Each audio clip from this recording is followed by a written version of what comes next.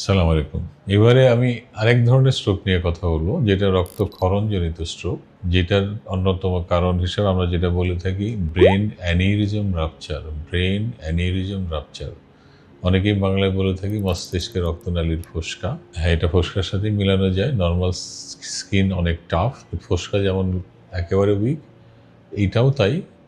আপনি এটা ভাবেন একটা রক্তনালীর ভিতরে রক্ত তো প্রচণ্ড বেগে যায়। তো এরকম একটা উইক পয়েন্ট থাকলে যেকোনো সময় এটা রাপচার হইতে পারে কোনো কারণে প্রেশার বাড়লে। এই অসুখটা আমাদের নরমাল পপুলেশনের ভিতরে শতকরা ১০০-তে ১ বা ২ জনে এটা থাকে বা থাকতে পারে। তো আমাদের দেশে আসলে আমরা ইউজুয়ালি রাপচার হওয়ার স্ট্রোক নিয়ে আসার পরেই ডিটেক্ট করি। পৃথিবীর অনেক দেশে ওরা রুটিনলি ব্রেন চেক করে অসুখটা দেখে আছে কিনা এবং চিকিৎসা করার যুক্তি থাকলে করে ফেলে।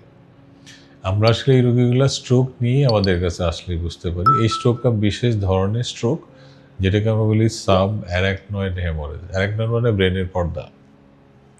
ব্রেনের ৩টা পর্দা থাকে। অ্যারাকনয়েড পর্দার ভিতরে রক্তক্ষরণ। এটা ইউজুয়ালি বড় রক্তনালীর ফোসকা রাপচার থেকে হয়ে থাকে। আমরা ইংরেজিতে এটাকে বলি অ্যানিউরিজমাল সাব অ্যারাকনয়েড হেমোরেজ।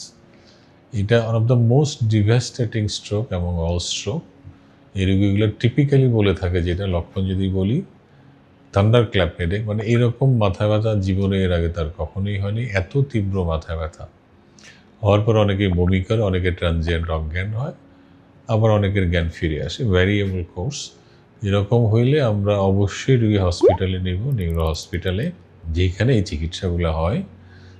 রোগীটা স্ট্যাবল হওয়ার পরে আমরা ব্রেইনের রক্তনালী পরীক্ষা করব। সেটা সিটি অ্যাঞ্জিওগ্রাম হইতে পারে, ক্ষেত্র বিশেষে এমআরআই অ্যাঞ্জিওগ্রাম হইতে পারে। আরেকটা হচ্ছে ডিএসএ, সেটাও angiogram, digital subtraction angiogram.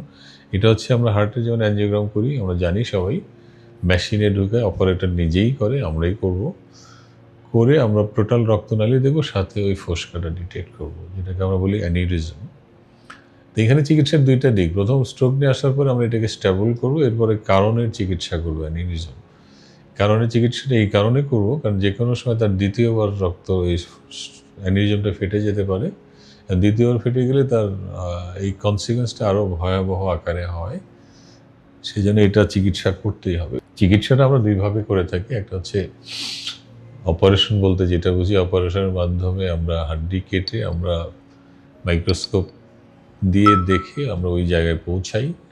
Normal সব স্ট্রাকচারের সাথেই ফোসকাটা ডিটেক্ট করে আমরা এটা বন্ধ করি। উদ্দেশ্য হচ্ছে ফোসকার ভিতরে রক্ত চলাচল হবে না। ফোসকার ভিতরে রক্ত চলাচল না হইলে আর ওনার স্ট্রোক হবে না। কেউট আর একটা হইতে পারে না কেটেই, যেমন অ্যাঞ্জিওগ্রাম যেটা আমি বলেছি, ইউজুয়ালি হাতে বা গ্রোইনে রক্তনালী পাংচার করে আমরা ফ্লুরোস্কোপে দেখব আর ক্যাথেটার নিয়ে যাব, গিয়ে আমরা ওই ফোসকাটা কয়েল দিয়ে ভরে দেবো। উদ্দেশ্য একটাই, যেন এর ভিতরে রক্ত চলাচল না হয় এবং স্বাভাবিক রক্তনালীর রক্ত চলাচল প্রবাহিত থাকে। এটা আসলে অনেকেই প্রশ্ন করেন যে আমার রোগী এখন ভালো হয়ে গেছে, চিকিৎসা না করলে চলবে কিনা। এটার উত্তর হচ্ছে আসলে চিকিৎসা না করার সুযোগই নাই। সেকেন্ড টাইম স্ট্রোক অলওয়েজ ভয়াবহ। আর সেকেন্ড টাইম স্ট্রোক হওয়ার সম্ভাবনা প্রথম 1 মাসের ভিতরেই 30%। সো এই ধরনের অসুখ হইলে আপনারা অবশ্যই নিয়ারেস্ট নিউরো হসপিটালে যাবেন এবং চিকিৎসা করিয়ে নেবেন। আর একটা জিনিস এটা আমাদের জানা দরকার, এই অসুখের আসলে ন্যাচারাল কোর্স যদি বলি, মানে সর্বোচ্চ চিকিৎসা ফ্যাসিলিটি পাওয়ার পরে ওয়ার্ল্ডের যে কোনো জায়গায় হোক, আরও এই স্ট্রোকের কমপ্লিকেশন, রিব্লিড, দ্বিতীয়বার স্ট্রোক, সব কিছু মিলা মৃত্যু ঝুঁকি থাকে। আমরা এই অসুখ হইলে প্রায়োরিটি বেসিসে হসপিটালে নিয়ে চিকিৎসা করাবো। এই মেসেজটিকে আপনাদের দেওয়া। ধন্যবাদ।